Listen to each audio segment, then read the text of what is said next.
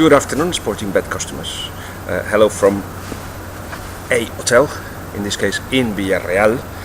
It's been an interesting week. It's been a tour around Spain. Been to Malaga to see Spain, and if you got the chance, have a look at the second and third goal of Spain versus Venezuela. It was a feast of passing. It was unbelievable, and Silva was outstanding. I met Fernando Hierro, who told me the whole story about Malaga and the new owners. All that will be used in Sky Sports pretty soon. And then I went to Valencia and I met Jim. He's called Jim, Juan Ignacio Martinez, the Levante coach, who told me a wonderful story about how he arrived to Levante with the idea, of course, of having a passing team, basically. And Levante had managed to do the best second half of the season last year under Luis Garcia and saved themselves and almost having Champions League results because they actually defended deep and counter-attacked. Well, no, Jim comes in and it's like, no, start passing. But then, of course, in the friendly where they present themselves to the fans against Peñarol, they were beaten 2-0 by Peñarol, and the players of Levante, he didn't tell me which ones, but I found out it's Juanfran, one of them, and Ballesteros, told him, mate, if you want to stay here at the beginning of the season, and this was just 2 weeks before it, you better change, and you better start playing the way we want to. And he did.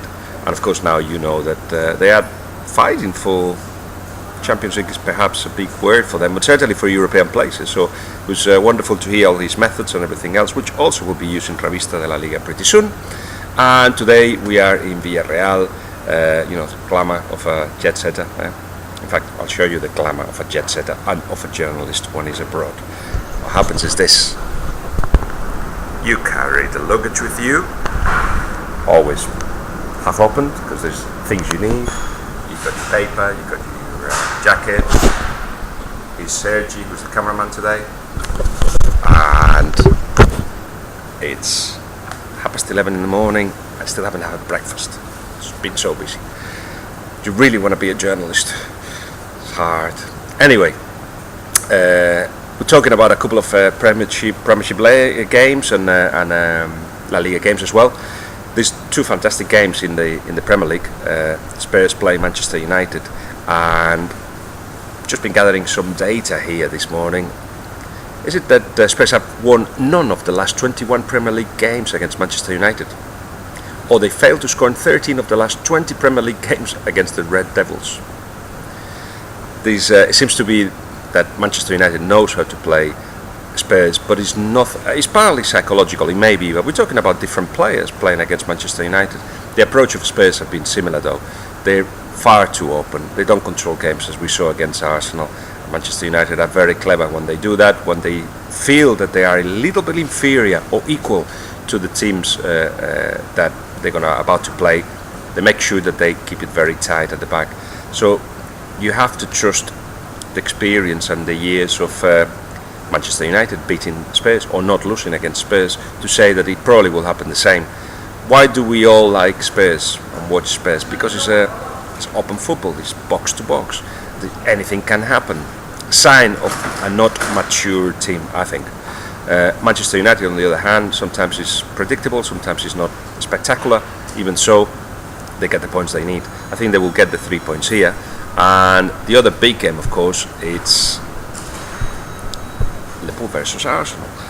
And again, gathering some data this morning, I found out that Arsenal are the 5th worst defence away in the Premier League, and they only kept 3 clean sheets in the last 20 Premier League away matches. Again, a team that is weak at the back, that is very unbalanced, that their transition to this good transition from attack to defence is very bad, and that's the kind of thing that Liverpool can take advantage of. I will be disappointed if, as Comoli says, the many signs, because yes, you need to improve the players that you've got, no doubt about it, but Liverpool needs more quality, especially in the last third, and so they should go and get some players.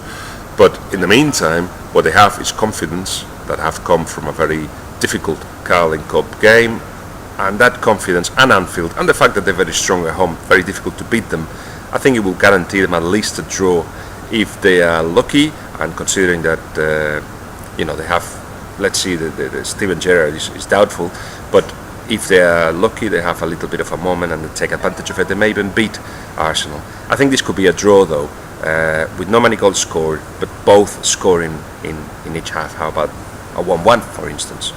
Now in Spain, if I look at the calendar, there's a big game on Sunday at Santiago Bernabéu. Espanyol plays Real Madrid, and I think Mauricio Pochettino hasn't managed to get a single point from Real Madrid yet, and I don't think he scored many goals against them either.